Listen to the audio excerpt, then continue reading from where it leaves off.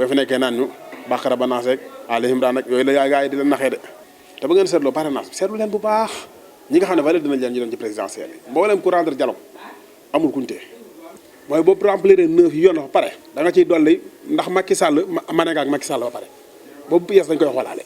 ki ñu topp ci Info 7 TV ak Focus Actu tey mooy 6 janvier 2024 ñu ngi fi nga xam ne mooy Touba Dendey tey la bisub siyaar bi waaye ñu fekk fi ki nga xam ne moo di Serigne Modou Astou Mbacké doon koo xam ne ki ngeen xam ne ci réew mi min ko lool ci débat télévision yi waaye min ko itam ci kuréelu parti bi di Pastef les Patriotes ñu fas yéene seq ak moom waxtaan boo xamante ni dinañ waxtaane li nga xam ne mooy réew mi waaye waxtaane itam li nga xam ne mooy actualité fi xam ngeen ne kii di leader bu parti Pastef Ousmane Sonko gis ngeen démb rek ca conseil constitutionnel li jëm ci ay dossier am dañ ko daal di rekkale gis ngeen condamnation bi nga xam ne amaloon nañ ko sa cour d'appel ñii di waa cour suprême daal di ko dëggalaat moom dina ci dellu ci waat ak li nga xam ne ni mooy xew-xew yu jamono ñu bàyyi ko mu nuyoog ñi nga xam ne ñoo koy seetaan sëñ Modou ñu ngi lay nuyu.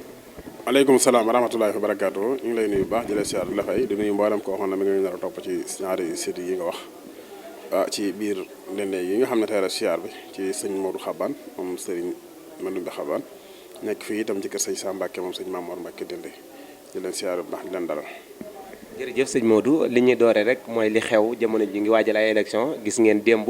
ñu bëri doon xaar loo xamante ni ñu ngi ko doon xaar depuis ci ndorteelu janvier bi ñuy ubbi lii di candidature yi mais ñu ubbiwuñ koon ba démb si la 5 lañ xool gis ne Ousmane Sonko ay dossier am dafa matut ñu daal di ko invalider tey sa jàngat bu njëkk gannaaw bi nga gisee loolu nga bokk ci kuréel goo xam ne doomu daar la ngeen yàgg xeex ngir Ousmane Sonko doon seen mbër si candidat yi ñu dëgmal sa réaction bu njëkk si mbir bi naka ko jàpp.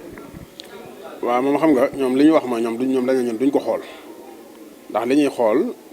dañoo gis ne matul comme matul ñun duñ ko xool léegi nag foofu injustice bi dafa démarré bu yàgg ba tey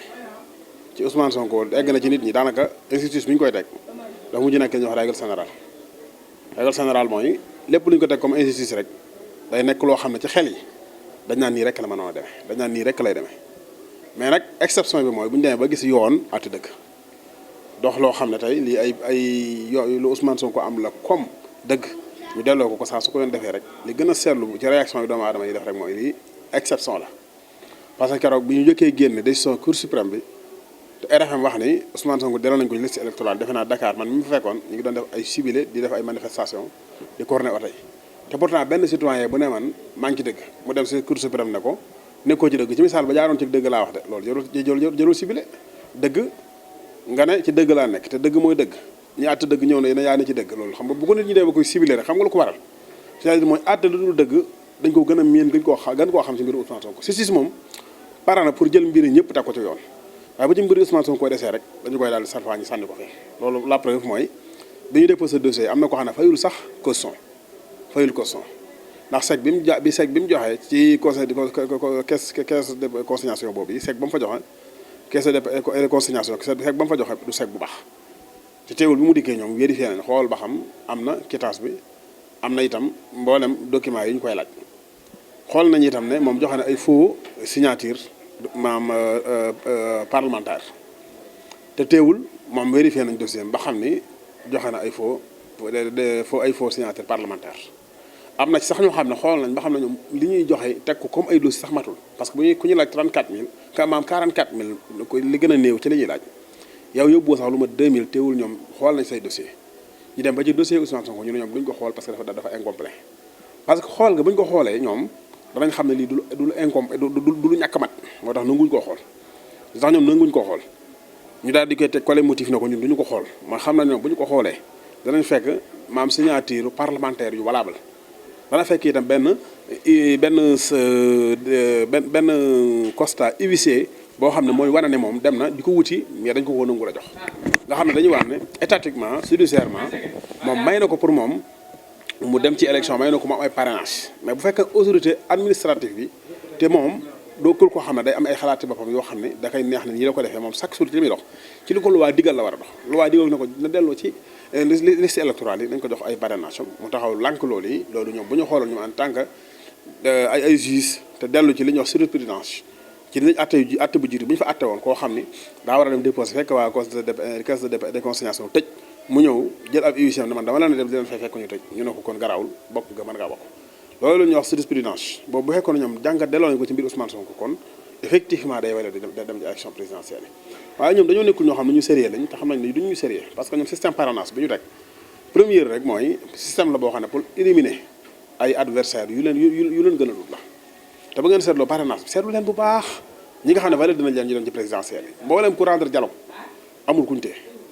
ñu rendre dialogue ñu wuy ji woon dialogue Macky Sall bi ñoom ñëpp bàyyi nañ leen ñu jàll. mais gis nañ ku mel ne Déthié Fall wuy jiwutoon tey ji mën na dem te moom wuy jiwutoon si dialogue bi. non parce que boobu mu ngi ci yeewee askan da ci dafa am da ci daa am point yu mu accepté woon na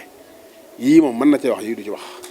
léegi nag côté yenn yi moom dafa yenn yi da cee defoon réserve yenn yi mu ne mën na cee wax moom loolu moo nekkoon décision ci dialogue bi kon li ngay comprendre foofu rek mooy képp koo xam ne yow demoon nga ci dialogue bi wala nga am lenn loo xaw a accepté ci dialogue bi yow bàyyi nañ la nga bokk ci présidentielle yi ñi bañoon nag ni ñoom du ñu dem ñoom bokk na ci gis nga barki dem gis nga mën a gumbala wal fajri la mu wax mooy waxoon naa la wuy ji leen dialogue ba ngeen ko wuy jiwut ñii rek lay demee te moom élément Déthié Fall la pour ngeen comprendre na dialogue bi mbooleem ku ko fekk rek am na benn sens bu ñu la may ku ci demul am na ay sens yu ñu la xëy léegi nag foofu loi mooy tax nit ki dem présidentielle wala bëgg-bëggu Macky Sall Ousmane Sonko dañu ko laaj 10 maanaam xam nga dañu wax ne 9 documents nga war a joxe pour nga complète Ousmane Sonko moom 10 documents la war a joxe maanaam ñoom mboolem candidat bu ne présidentielle 10 pièces lañ lay laaj pour nga dem présidentielle Sénégal nag ñoom 9 la ñuy wax mais 10 pièces lañ lay laaj. maanaam dañ lay laaj yow sa digg ak Macky Sall la. waaw ndax mën ngeen. loolu lu bees la ci kanam. loolu lu bees la ndax mën nga ak Macky Sall loolu dañ koy laaj mooy Karim Wade 2019 bi mu mënee wut ak Macky Sall ba mu demee indi na pièces yëpp tout ba mu complet dégg nga voilà lañ ko téye woon mooy ku ñu daan lopp juróomi at mënoon na ci électeurs yi am na si rek ki nga mën a jaar pour génn fexe nañ ba defaral ko ab loi mu mën a génn am li ñuy wax am li ñuy wax électeur te Karim Wade bi muy bindu carte électeur ñu koy enregistré daaf booba loi bi sax wàccagut parce que da ciy bokk léegi élection yi bala ngaa bokk boo amee 9 pièces ba mu daje da ciy bokk ndax yow mën nga ak Macky Sall lu mu bëgg ci seen mbir lu mu xalaat ndax da ngaa war a dem wala waroo dem loolu 10e pièce la boo xam ne candidat bu ko respecté wul doo dem présidentielle. yéen it tey am na lu xew yéen ñëpp ngeen yaakaaroon Ousmane Sonko mooy seen candidat tey ñu ne duñu xool ay dossier am ñii di avocat yi nee nañ dañ def recours mais bu fekkee xeexu juridiction bi yàggu ngeen ko mëne ba tey ji mu yegg ci fii mbiri kii Bassirou Diomaye Faye parrainage am matul est-ce que yaakaar ngeen Pastef bi nga xam ne 14 ans wala 10 ans yoo xam ne yéen a ngi koy xeex tey yaakaar ngeen li ngeen doon xeex yëpp du mujj këpp. waaw ñun xam nga sunu xeex dañuy sant yàlla Sénégal ñoo xamul njariñal ñun suñu xeex Sénégal ñun ñoo xamul ñun suñu xeex après mujj gi lan mooy suñu résultat mais Sénégal day bénéficié wu nañu ci suñu combat ci Macky Sall mooy seul président boo xam ni defoon na ne éternellement dafay nekk li alxuraan naan wa maa jaxalnaa li basarin min qablikal xuld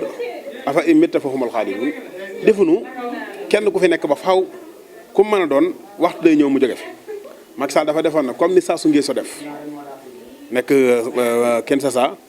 te jógewu fa lu da koy soob mu jóge fa loolu la foogoon fi Sénégal Macky Sall li mu foogoon mooy comme ni Paul Biya def sa Cameroun dafay nekk ba waxtu bu ko soobee mu dem Macky Sall dafa foogoon dafay nekk comme président yi nekk fii Santos comme boo doon lim fi doo fi jóge comme ni Vladimir Poutine nekkee Russie defe ne day teg ay loi am si waxtu wu ne mu sensé loi waxtu wu ne mu soppi loi waxtu wu ne mu jël ay tayaram ñu koy daggal mbubbum di ko solal ki mu bëgg mu dem ak ki mu bëggul mu dem moom mooy dem te buy dem lamb mbër buy lam ca lamb ja mbër mu ko neex lay bëreel ñun ñoo taxaw jàkkaarloog moom ci yetti at yi ba Macky Sall renoncé candidature am te ba muy renoncé candidature bu doon Macky Sall daf ni man sama candidature bi ma renoncé lenn rek moo ko waral mooy loi mayu ma ko waaye daf ne loi may na ma ko mais nit ñi ñoo ma ko mayu parce que daf ni stabilité de la pays. nee na ngeen déggee noonu wala moom dafa waxoon ci téeréem ne du bokkaat moo tax la mu waxoon lay dëggalaat loolu la wax moom daf ni man damaa bàyyi sama candidature parce que yoon terewuma ko waaye bàyyi naa ko ngir stabilité de la pays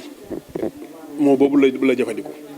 stabilité de la pays nag ñan ñoo tax dëkk bi mënut a stable ci li mu bëgg ñan lañ duñ xanaa waxut ak ñoom àndal de waxut ak ñoom daanoon waxut ak Khalifa Sall waxut ak Karim Wade daanoon na leen waxut ak ñoom àndal moom nee na ñoom mooy seen candidat ñi mu àndal sax ñi jaxaw a cohérent ñoom boo koo ci ne maanaam ku ci ne man mënul dem présidentielle 2024 da lay génne jurisprudence maître Moussa Diop jurisprudence Moustapha Diakhaté xam ngeen ko malgré du nit koo xam ne man naw naa jikkoom jurisprudence et cetera ba noonu fii ngay fanaan ñu ne ko nag mën ngaa doon candidat 2024 mooy suñu mbër ñoom ñëpp dafa yokk seen grade ba ñu demee itam CEDEAO ñu def benn réunion ñu ne signé leen président bëgg def 3e mandat considéré comme membre CEDEAO moom signé wut kooku fa teewal en tant que ministre des affaires étrangères Aïssata Tall Sall signé wut président bañ a présenté wu 2024. benn président bañ am ñetti mandat si ñëw mu taxaw ne nul ne peut pas exercer plus de 2 mandats consécutifs ñu ne quinquennat lañ wax daawuñu wax loolu quinquennat. voilà kon léegi lan moo tax ñoom ñu reculer li mu wax moom mooy dëgg ñun ñoo ko tax a reculer loolu nag ñun mooy suñu résultat bi nga xam ne Sénégal ba ngeen génne woon junniy milliards ci Amérique dollar génn junniy milliards euro jëlee ko fa ñëw neexal ko Macky Sall ngir bàyyi seen état du ko def te Macky Sall amoon na meilleur sens pour te état bi pendant 50 ans te du bàyyi li feeg bakkanam baa ngi noy parce que Macky Sall maîtrise na les journalistes médias classiques les chefs religieux ñëpp maîtrise na leen dans la main amu ci ku yëngu wax la nii rek. Sall nee nañ bokk nañ ci sëriñ si ñu ko wax ba mu delloo ginnaaw ci candidature amul benn sëriñ bu ko wax xam nga nit ñi dañoo xam ne dëgg daqu ñoo jàng daqu ñoo tukki gënuñ ñoo xam àddina xam nga nu ñuy def léegi ñoom daal dañuy def problème amee dañuy toog di seetaan bu ndam amee ñu bëgg jël ndam le nangoo ko ci ñee jox ko ñeneen duñ ko nangu léegi yéen a ngi nii dama diw moo ne Macky Sall bàyyil troisième mandat bi te ku koy wax nag nga wax dëgg te yàlla tax nga mën koo waat. sëriñ Mountakha bi fi ñëwoon yoon voilà léegi yow lii nga wax nii mën nga ma ci jox yow lii nga wax mën nga ma ci jox benn preuve ba man boo ma joxee preuve ma bàyyi wax bon voilà man c'est la preuve man ma lay jox ci ñun ñoo ko tey dem présidentiel mooy moo ne stabilité de la pays moo tax diw ma ñan ñooy problème bi ñun la ñun ñoo xeex ak moom 2022 mois de mars yow su ma ne laa Sonko Macky sëñ Mountakha moo yónnee ne ko toogal bàyyi xeex bi dinaa wax ak Macky Sall ba yi ngeen am comme ay points ma respecté ko su ma ko waxee yéen man am naa fu ma ko teg bu ngeen taal seen vidéo yi ma génneel leen ko te li ngeen may wax du ngeen ma ko génneel waaw man bu ma neexee ci waxtaanu véhicule la man la man su ma neexee man ci waxtaanu véhicule la man maa wax ak Macky Sall pour bàyyi troisième mandat bi après ku may weddi xam nga wax day am ay preuve mais wax yéen da ngeen di tëb daal ñu wax leen ko ni ngeen gëm ko du noonu du noonu wax dafay am ay preuve yàlla dafa wax ni wax bu ne day dellu ci ay maraaji ngeen mën koo jëfandikoo en tant que yéen boroomi xel yi wakk ay yéen min aaya def sant la yemuro xale wu ma laa ma xole duwul waxtu wane yéen a ngi xëy di romb ay kéemaan tax ngeen xam mën a kan te du ngeen ko jéem sëriñ li ngeen di wax gis li ñuy wax dégg ngeen ko gis ngeen ko léegi li ñuy wax mooy jox ngeen ñu 40 milliards assainissé nañu suñu dëkk te gis nga suñu dëkk mën a mel sëriñ li ñuy wax dégg ngeen ko mooy problème amul ci dëkk bi sëriñ li ñuy wax mooy léegi dégg ngeen ko yéen mooy dëkk bi ci jàmm nga ko jot ci jàmm nga ñu ko delloo yéen loolu ngeen dégg te loolu ngeen enregistré loolu ngeen def seen vidéo loolu ngeen dugal seen site loolu ngeen teg ci seen télé. léegi loolu li nga bëgg expliquer boo ko dégg maanaam bu ko mën a wax. waaw man xam nga man li ma wax nii moom man tey ji boo ma ne foo ko teg ma génn sama portable wan la ñu ko wax man naa ko di te yow léegi ma wax yow mënu ma wax foo ko teg man yaa ngi nii maa ngi nii man li ma wax mën naa la ko wan fi nga ko teg te yow gis nga ko ma gis ko te yaa yëngu ci wàllum média xam nga ni mu demee parce que yëpp yaa ko enregistré dugal ci say télé man nag du ma kooku pour nga xam ne gis nga pour nga xam ne xeex bi ñun la ñun ñii la yàlla jox ndam li ñu di ko santé nag te man waxoon naa mbir mi ne leen mënu leen a fexe ba génn ci Macky Sall ab sëriñ génn leen ci mënu ta ne waaw ku ko weddi laajal Karim Wade mi wax barki démb laajal El Hadj Abdoulaye Senior mi ne nee naa Macky Sall bàyyil Karim mu bañ El Hadj Abdoulaye Senior wax ko voilà koo xam ne yow sëriñ El Hadj Abdoulaye Senior ci borom wàññi 5 personnalités yi ne ci Sénégal en tant que ay chef de liste man nga ko cee génn mënoo ko cee génne parce que li tax mënuloo ko cee génne mooy boo tuddee sëñ Babacar Si tudd Alhaji Malick Si Alhaji Malick Si 5 piliers chef religieux yi ñànk Sénégal mënoo ko cee génne léegi ku mel noonu boo jàkkaarloog Macky Sall ko defal nangam mu bañ mu ñëw ne askan wax naa ko waaye daa bañ ñoom buñ ko bëggee mënuñu koo digal mu def mënuñu ko tere mu bàyyi bu leen kenn gëmal ne lii ñooma mënuñu ko parce que Macky Sall ki koy digal muy dañ ko tere mu bàyyi Emmanuel Macron la ku dul Macron ak force nationale bi ak internationale bi mënoo tax a Macky Sall dëpp parce que ay chef religieux li mu gis ci moom man dafa defe ne moom chef religieux yi jëfe seen ndigal ngaañte la ndax dafa jël jurisprudence ci Ablaye Wade boo ko Ablaye Wade bëggee tëj mu dañ ko sëñ Baara ne ko wax ci Alaaji Baara ne ko Ablaye Wade baal jàmbur mu bago mbër mam doon ba Ablaye Wade bëggoo na suuxal balaa gem ba dem ca làmb ji di ko daane bëggoo sëñ bi ne ko bakkom bako nu ko mbër ma def ba ko Ablaye Wade bàyyee laax mbër ma bàyyi nu ko mbër ma def mbër ma da koo daan jàpp doomam tëj day jàpp ne sëriñ si bu ñu lay digal booy def problème nga ci amee parce que bi ko Ablaye Wade defee problème la ci jëlee. moom daa jàpp tey buñ ko waxoon bàyyil Ousmane Sonko ëllëg mën na ñëw jàppaat ko. Sonko moom duñ ko wax mu bàyyi ko Sonko moom sëriñ si duñ ko wax mu bàyyi ko man maa la wax lii duñ ko wax. duñ ko wax man maa la ko wax duñ ko wax. duñ ko wax mukk koy laay waxee saa suñ ko waxee rek wax gi amul njariñ te bu boobaa it génn gi du amal kenn njariñ wala bu boobaa su ñëwoon kenn mu ba ko. mais léegi yéen tey nee nga xeex bi gañe ngeen si waaw léegi bu ngeen expliquer gañe gi te yéen da ngeen a xeex pour Ousmane Sonko doon seen candidat 2024 te tey nee nañ ñu bokk Bassirou Diomaye Faye bi ngeen sax mu doon seen plan B moom it ay mbir mu ngi ci ruq ndax ba tey parrainage am motuñu tey jii ñu ngi naan mënees nañ ko seen wax da nga naan parrainage am matul da nga naan parrainage am matul ci li ngeen wax xam nga Macky Sall problème bi mu am mooy lu ne man du ma dem parce que stabilité de la pays dégg nga ci la bëgg a taxaw temm ci ne ki teema dem wala ñi teema dem seen patron wala seen kilifa kooku dinaa leen def nañ ma def ci yoon woowu la jaar di dem am bu dee Bassirou Diomaye Faye mu jàll ma Ousmane Sonko mu jàll ñooy léegi yéen da ngeen di xalaat ci Sénégal borom xel yi laay wax Anta Babacar Ngom moom Bassirou Diomaye Faye en tant que Ousmane Sonko kan moo ëpp base politique ici au Sénégal kan moo ëpp ay cadre yu ko wër ñoom ab xaalis rek la leen ëppale non du surprise parce que du surprise mooy moom 10 pièces yi ñuy laaj daf ko complir mooy papaam xaritu Macky Sall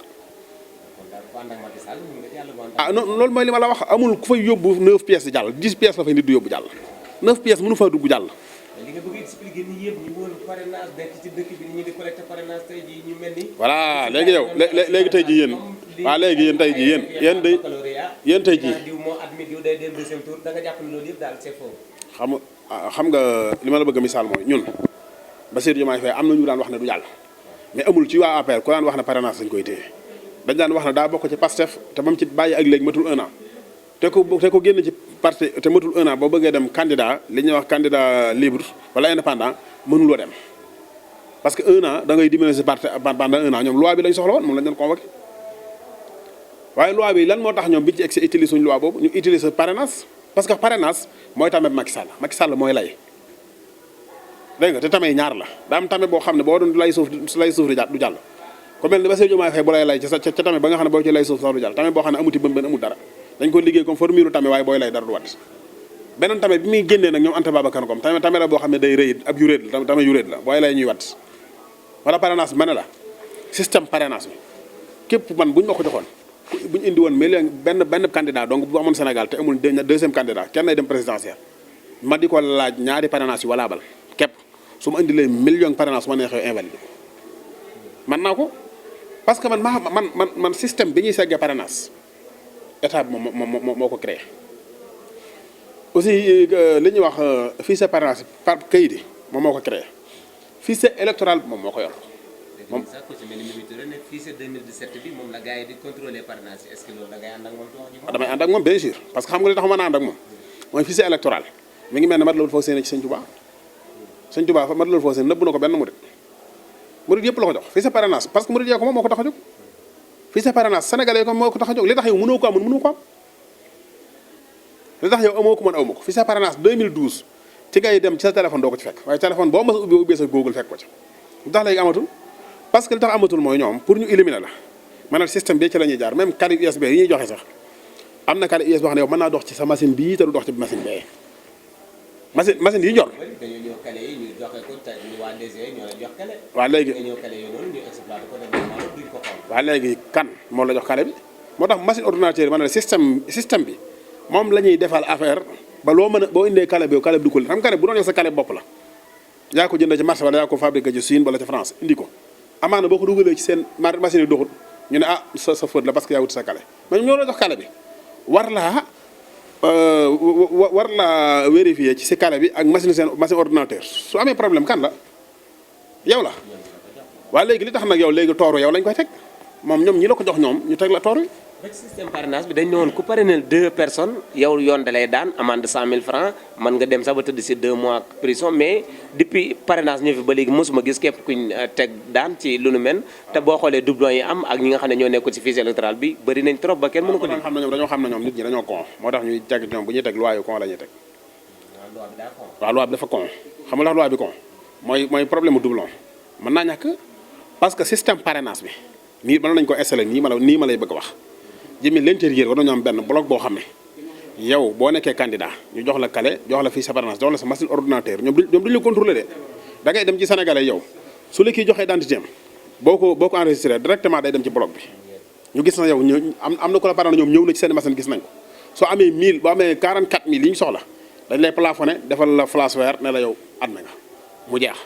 léegi carte d'identité boobu tey buñ ko bëggee jox kii ki bëgg ko enregistré automatiquement machine bi da koy gëq soo wëree wër amoo automatiquement nga xamante ne yow amoo parrainage sax ngay toog sa kër doo dem conseil constitutionnel loolu mën naa ne parce que sa machine sa portable mënut a enregistré numéro ñaari yoon yow mënut a jël sa tur ñaari yoon système boobu mooy la gën a facile man la mën naa am foofu la ci intérieur pour nga xam ne loolu système bu ko la bu ñu teg boo xam da ngay dem wuti boo dikkee ñu xool loolu mën naa ne tey bloc bi laa la wax yow mën na ma am bloc yow nga am bloc kii am bloc bloc bi automatiquement carte d'identité bu ma kii l'intérieur dañ ci jot automatiquement mu enregistré ko soo bëggee ko bu ko keneen bëggee dugalaat da koy gëq ne ko diw dugal na ko ci waxtu sangam heure sangam mu nekk turu sangam kon yow mënatuloo jël parrain bi loolu da ngeen jàpp mënut a ne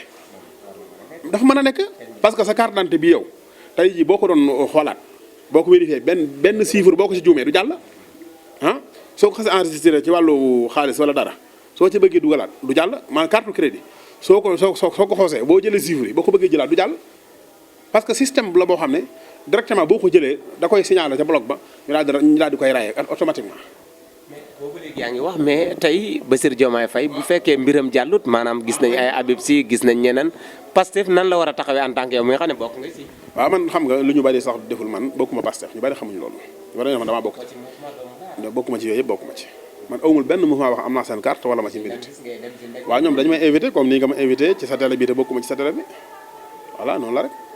ñi nga ma invité ci sa télé te bokkuma ci sa télé loolu rek demee waaw xam nga ba tey jii loolu la ba xam nga waaw waaw ñu ne ñun tourisme yalwaan gis nga ñun problème bii nga gis nii ñun ñoo ngi ci sant yàlla d'une part mooy ñun Sénégal teg nañ ko ci yoon te gëmal nañu waa Sénégal na leen seenam réew man ngeen koo defal seen bopp sans ngeen ko ci tubaab wala ku mën a doon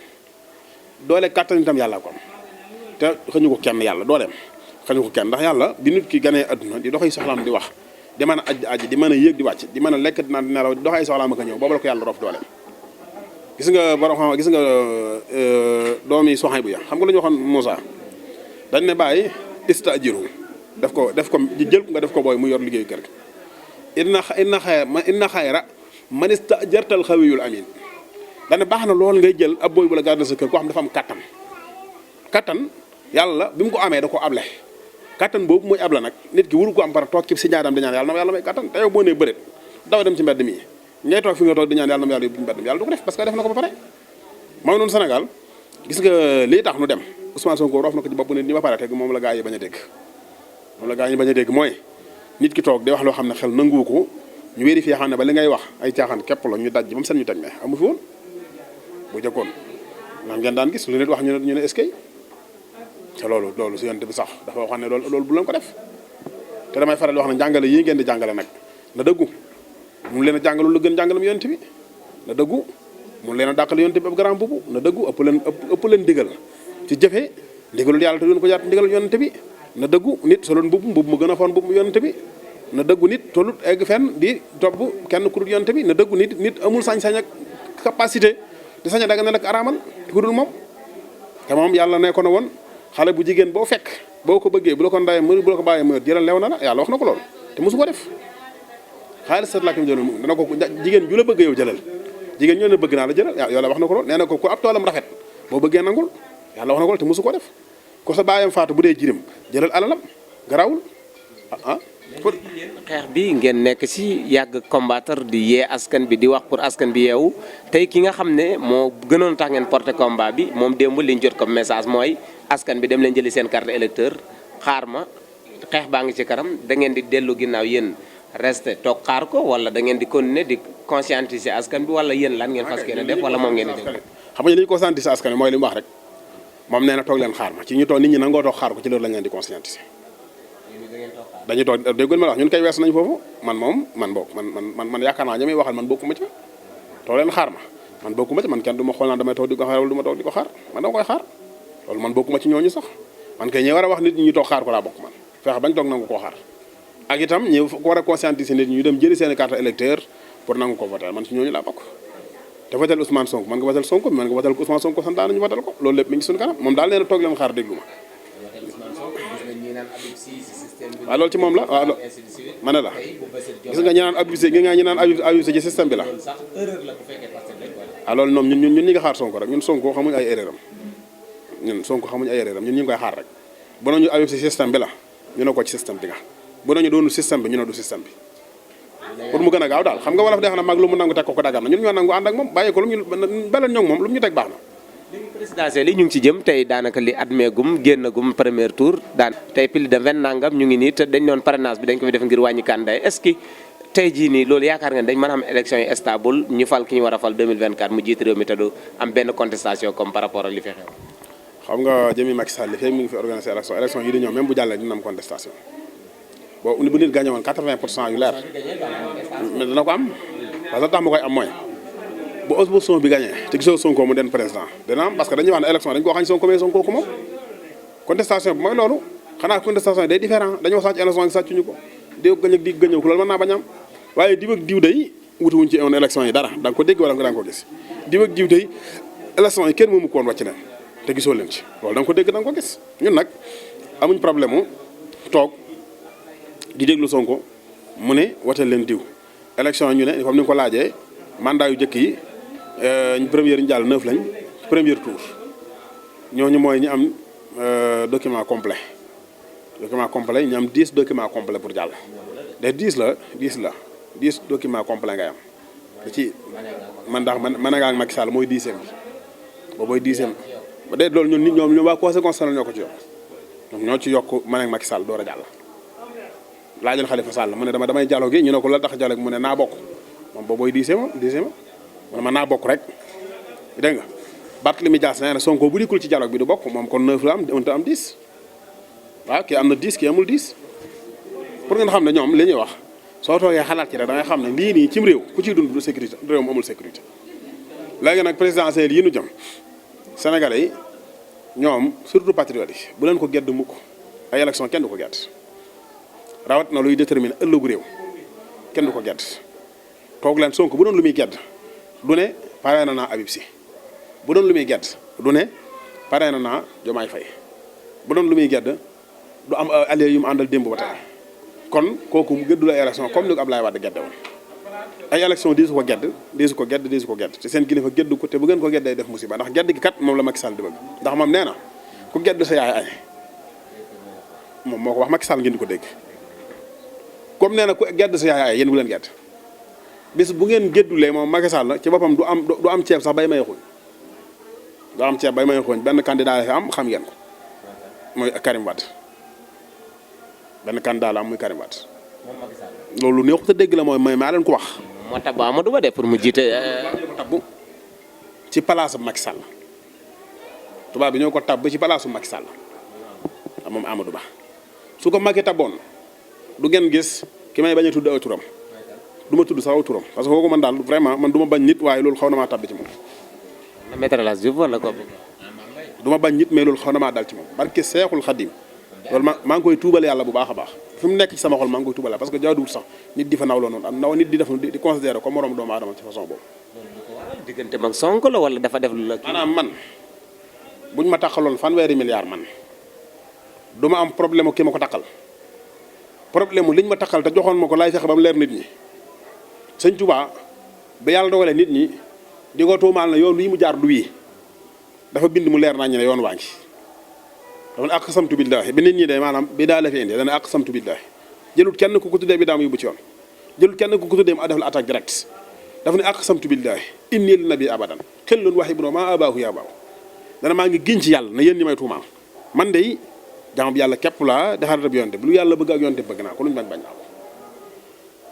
boo xam ne ku bëgg a gisee yàlla man ñaata seen bi sunnati rasul man lam yakun dahran bihi saadama sukin faqat xaadoo iblis man la muy sal xibtaa lii mooy position yi nit war a am ci luñ ko tuumaal mooy mbir yi da nga koy jëf mu leer nga wane ko mu leer na indi procès boobu ñuy wax Prodac mu toog ci télévision yi leeral dërëm bu defam ko dugal bu leeral rek mu jeex loolu mu war a nekk ab liggéeyam jëru ko na ko leeral parce que ñoom bañ tuddee juróom-benn milliard ci Covid bi si doxul waxul ñañ ko ci itam waxuñ yaa ngi dégg Sonko mi itam aussi xam nga lu ñu koy wax indil preuve bi wane ne moom moo nekk wala léegi yaa ngi dégg boo ko amul daan nañ la waaye moom après si xóotul ci deful de daf na yow la nga wax yow Sonko ñun gisuñu ay preuve yooyu ci jox na li nga wax am na loolu lañ ko wax de waaye nag Mame Mbaye Niang defut ne Prodac lañ cay wax Mame Mbaye Niang defu ko amul fu ko siis waxee amul benn juge bu ko wax daf ne Sonko li nga wax yow joxoo ñu preuve lu war a ne am na moom nag moom Prodac nañu leeral. bay nee na xaalis bi moom de. nañu maam bay leeral Prodac ana xaalis ba nañu ko leeral loolu rek may wax ji ah ëpp na ko Birahim Seck bu Forum Civil nee na ëpp na loolu ma ne leen ëpp na ko nee na ëpp na 30 milliards loolu la wax. léegi sëñ Modou ñu ngi jëm ci ay élection tey boo amee message booy lancé askanu Sénégal ak candidat yi nga xam ne ñoo fas yéene bokk ak ëllëgu Sénégal ban message lay doon donte que li ñu mayoon ci temps sax ñu ngi ko bëgg a weesu temps bi yombul lan lay doon. man daal li message bi may lancé mooy ngeen bind daal di voté te teg ko ci dëgg man mi soxla naa loolu mooy ñoom yàlla dogal na présidentielle yi ñoom xam nañu ne Sonko ko moom ndax ñoom du bokk lañ daan wax boo ne la loolu lu tax du bokk ñu ne balaa mii dee jël carte régulière kon daal ndek ay élection boo ko waree gañe rek loolu benn la ci war a éliminer ab candidat boo demee mën a gañe bokk na ci benn pièce buy tax ab candidat ñu éliminer ko léegi nag ñi ngi jëm ci élection ku ko mën a gañe te dana am ko gañe dana am ko jiitu mën da ñàkk waaye na nga xam ni alal la di jàmbur rajo xam ni yàlla la soob mu teg ko ci say loxo ak pexem nit ñi waaye fexem yàlla moo gën pexem nit ndaxam fa yàlla lay fexee yàq kat yeggu fa yàlla lay fexee raw na bët raw na xel xamuy ëkk nit ay bañam àggu fa lu ñu doy yëpp cër du yebbaale ko cërum nit ku bëggit ba fa message may lancé daal mooy man patriote yi laay waxal te ñoom laa mën a waxal ñoom laa sañ a waxal te ñoom laa daan waxal it te li ma daan wax ak ñoom itam yàlla dogal daan nañu ko dégg mooy ñoom nañu dem ñu jëlee seen carte électeur système bu bon ba xew léegi ñu naan da ngay dem daafa nga mise à jour ku baax yaa ngi ci fichier électoral bi te booba ñu ngi contrôle parrainage li Mimi Touré wax neex naa gëm waaye daal nañu tey seen carte te xaar kum na leen woteel leen ko man de ku mu baax ma voteel ko man de bu ne woon réew mi bu ñu demee ci vote réew mi loi am na boo xam ne ku voté fooy blanc peut réew mi du am président te voté leen loolu man dinaa ko voté ak lu ma ci mën a fekk ma jël ndax kat dama ànd ak moom jiitlante ak moom ma waaxu ci mbir yi dëggal dëggu di doxin woo xam ni amul dara lu ciy niru ak kàccoor wala ak na fekk wala luy waral aw yaramam sedd wala luy waral bakkanam fekk ba dugg fee mu dugg na ci situation boobu nekk situation yooyu mu nekk nag da caa war a génn ba pare parce que waaw man daal xam nga bu ngeen seetloo ci ginnaaw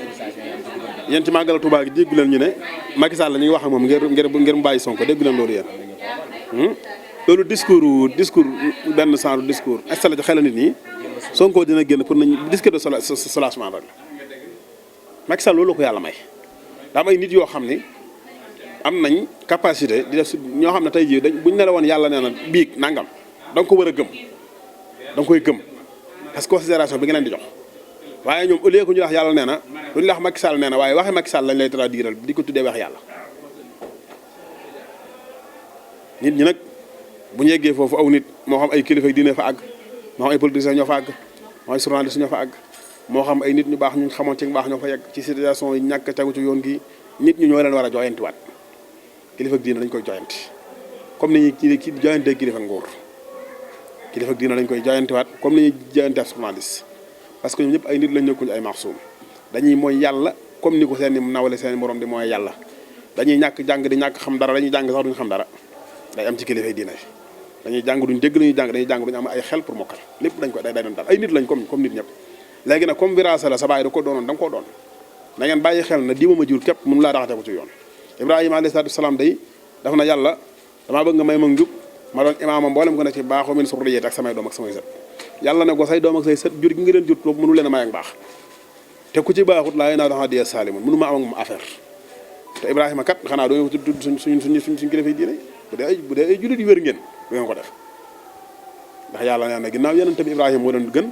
te mooy seen baay te moo leen tuddee ay jullit huwa sammaakumul muslimin loolu yàlla ne moo leen ko tuddee Ibrahima abikum huwa sammaakumul muslimin min qabl wa fi haza layakun rasul sayyidina aleykum ila axiri ay wasalaamu aleykum wa rahmatullah. sëñ Modou bala ñuy tëj nag fii lañ la fekk muy kër goo xamante ni moom sa kër goro la waaye sa kër sëriñ la ci màggalu lii di Dendey sa teewaay fii nii loo si mën a wax ñi nga xam ne lay seetaan. waaw sama teewaay fii rek comme loolu nga wax rek te bu ma fay teew parce que sama soxna dafay dëkk borom kër gi sama mooy waajur sama soxna beneen bi ci des tam borom kër gi sama doomu nijaay la waaw maanaam moom ñoo bokk sëñ Mor Diarra ñoo bokk Xaadimu Rasuul ñoo bokk lépp waaye bu loolu lépp weesoo sax ñoo bokk yoonu murit bu loolu lépp weesoo sax ñoo bokk lislaam loolu moo fa def sama teewaay muy ñoo xam ne itam ñu naw lañ ci liggéeyal Serigne Touba ñu naw lañ ci ak njub ñu naw lañ ci góorgóorlu muy sëñ Sam Mbacké ak Serigne Modou Khary léegi tur soxna si nag moom jërul tudd waaw comme noonu nga waxee rek suñu soxna mi ngi fi waaw ñu ngi ñaanal boolem koo xam ne it ñëw nga ci barab bi di leen wax ne rek maanaam ñun ñi nga am bëgg-bëgg a gis-gisu jullit yi ak sénégalais nañ góorgóorlu rek la Alhaji Malick Sy radiyallahu alayhi waxoon ne fala budda min sakwa ila llahi kurbati fa maa liya xayrallahi jaabiru kasrati man toll naa ci situation yu jafe waaye de mënumaa ñàkk a wut ndimbal ak di jàmbat samay mbir waaye daal da ngeen xam ni du ma ko jàmbat ku dul yàlla daan waxar xiya baabal xëyri yaa rabbi lam yu fit li saaka saraf naa naxu baa bi ko wicxati ne yàlla fëgg naa sa buntu te buntu kat bi may fëgg xam naa ne fi la yiw yëpp dajee waa tey saw yiw yu baax du jax ma ko waa ne ko lii nag moo tax ma bañ ñëpp ñëw fi sa bunt waaw fa yaa xayu yaa xayyoomu yàllaahu rabbana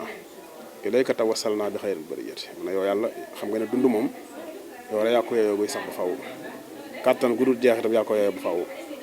yàlla ne ko yow kat ismu jalaal bi yaay borom rabbana borom bépp yaa sunu borom ne ko lii nag moo tax maa ngi sàkku nga defal ma yërmaande ak ndimbal ci sama àdduna ak sama àllaaxira ci sa barkeb yonant bi nga yónni muy gën ji mi def alayhi salaatu wassalaam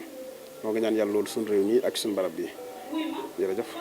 laaj bii de daf maa dab léegi muy dëkk bii nga ñëw bi nga fiy ñëw jaar nga si yoon woo xam ne mu naqari la ñu yàgg koo jooy yow lan nga jàpp ne moo waral bañ sëñ bi dalee wax ne nañ liggéey yoon wi nga xam ne chaque année ñu amal bis bu toll nii ba léegi mbiri demul ci yenn dikkul mbay naar lan ma nga jàpp ne moo ko waral. waaw man li ma gis ne rek moo ko waral du dara loolu ba wàllu ñaan gi nga wax rek ñun bi ñu influencé ci wàllu lu ñu soxla ci état dañ ko war a ñaan nit ki ngay ñaan nag boo koy ñaan da koy neex ma may la bu ko neexoon du la may te amul benn problème déedéet jëmmi ñaan gee tax mënuñu ko am ndax nit ki li muy ñaan te fekk maanaam dafa jàpp ne ñuy ñaan te yow li ngay ñaan sa yëf la léegi bu fekkoon dañoo am système boo xam ne système tubaab yi la avant ngay am ittewoo yoon wi dafay war a jaar ñoom ñoo yëg ne ñii nii dañ ko war a am parce que ñoo ko moom ñu andil leen ko waaye ñun nag comme dañ ñoo formé ci état bi moomu leen ko li waa état bi yor moomu leen ko da ngeen koy ñaan bu ngeen ko ñaanee bu leen neexam may leen bu leen neexul may leen looloo waral boobu ba tey ay raaraan rek lañ koy def saa su tojee ñu rakkiste waat te bala ñoo rakkiste sax mu yàq seen oto et cetera benn ci man mii su ma fii ñëw du ma jaar ci yoon wi damay jaar ci diggante garab yi nga sama oto yi du ngeen ko may li ngeen di def rek mooy fexe ba am considération bu tax ñu war leen ko defal ñu defaral leen ko loolu nag du problème mu Dendey du problème mu Diourbel du problème mu Gaawaan du problème mu Fuuta du problème mu Casamance problème mu réew mi rek ngeen mën a defar loolu mën fay jógee faaw ngeen dem ba yëg ne seenum réew li ngeen bëgg du doon lu ngeen di ñaan réclamation lay doon da ngeen di ko war a defal defarul leen ko kon def leen ko ndax yàggut Sapon courant coupé na fa 15 minutes 20 minutes seen ministre de l'énergie bi mu dikkee def conférence bi ak di wax lan moo waral courant coupé 20 minutes maanaam sëgg na def saaru acte de respect boo xam ne toroxlu ci seen kanam ñaar fukki minutes sëgg nii sëggin woo xam ne mag mënu ko te def na ko ñaar fukki minutes comme yi courant bi ci kanam population bi ba 20 minutes yi mat comme li ñuy dund ci ay problème mu door a siggi jàkkaarloo ak ñoom tuubal leen jéggalu leen joxe nag ay la yu wóor ci ne normalement sax courant bi daa waroon a coupé bi mu paree population xam na ne lii moom daa waroon a coupé foofu la réew war a àgg fekk réew àggu fa boo fi nekkee naan ñu bàqara ba naas rek Ali Imran ak yooyu la yaa gaa yi di leen naxee de ay Ali Imran ak ay bàqara ak ay hadis sàngam ak ay bayit sàngam ak ay wilaaya sàngam ak yooyu la leen gaa yi di naxee te yooyu bokkut ak yii ñuy wax ñun yii leen gaa yi naxee pare dem laa ko ci Macky Sall waaw. ñu ngi koy gërëm bu baax di ko sant Serigne Modou Astou xam ngeen ne waxtaan bii sax lim ñu joxoon ci waxtu weesu nañu ko waaye waxtaan bee ko toll ndax xam ngeen ne moom borom xam-xam la ku ñu ràññee ci réew mi la ñu doon waxtaanee li nga xam ne mooy réew mi dégg ngeen lim ci développé si li nga xam ne moom mooy xalaat ak xam-xam boo xam ne bu ko Sénégal jëfee mën na weesu fi nga xam ne fi la ne ñu ngi koy gërëm baax di ko sant si nangu gi ñu ko nangul waaye gërëm baax ñi nga xam ne ñoom lay àndoon ci waxtaan wi ñu ngi leen di gërëm yéen ñi ñuy topp ci Info 7 TV ak Focus Actu yàlla mi borom jàmm te ku mu ko defal nga am ko yàlla na yàlla defal jàmm jërë ngeen jëf